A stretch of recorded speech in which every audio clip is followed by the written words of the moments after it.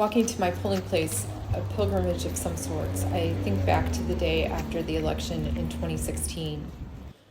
I was downtown at a work seminar, and outside the temperature was cold, but the atmosphere was charged and heated by the crowds of protesters gathering. There were hundreds of people, maybe thousands. I wanted to walk through them in solidarity, but I was meeting my husband for his birthday dinner. It was hard for me to celebrate that night. I was in shock. It was kind of an emotional roller coaster. The Cubs World Series win, and then the loss with the election. I was kind of in disbelief of both things. One was super good and the other was super bad. So I did my duty and I flipped off the Trump Tower, and kind of made me feel ugly inside. The next day I instigated a Princemas meetup to provide some healing vibes in the town square in North Center, close to where I live.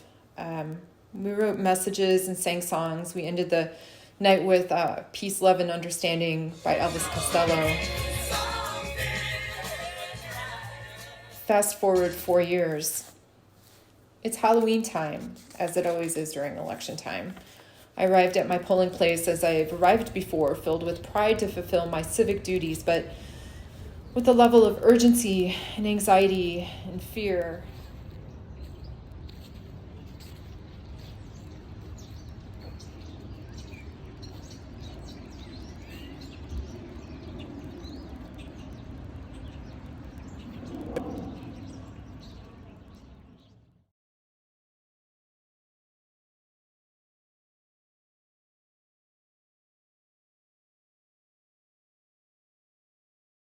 The man at the drop box, he gave us pointers on how to take a good photo of depositing the ballot into the box. He says goodbye with a warning about the rising numbers of COVID cases.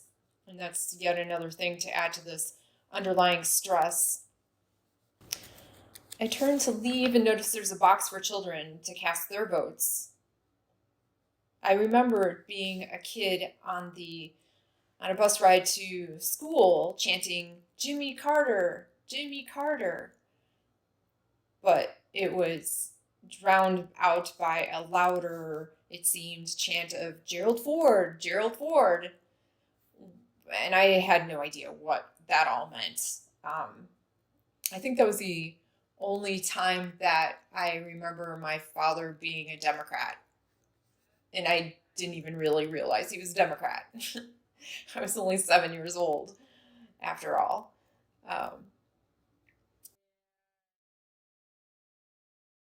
The place seems empty.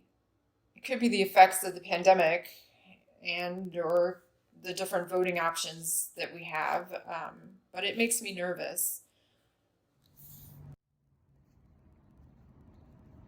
I've done my part, and though it may not seem like enough, in my heart, it's always been the right thing.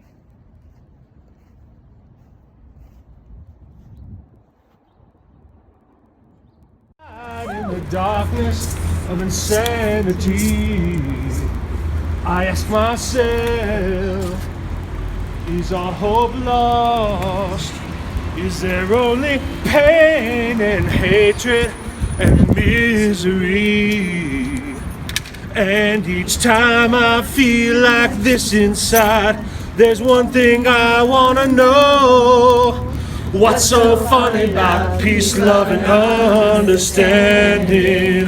Whoa! What's so funny about peace, love, and understanding?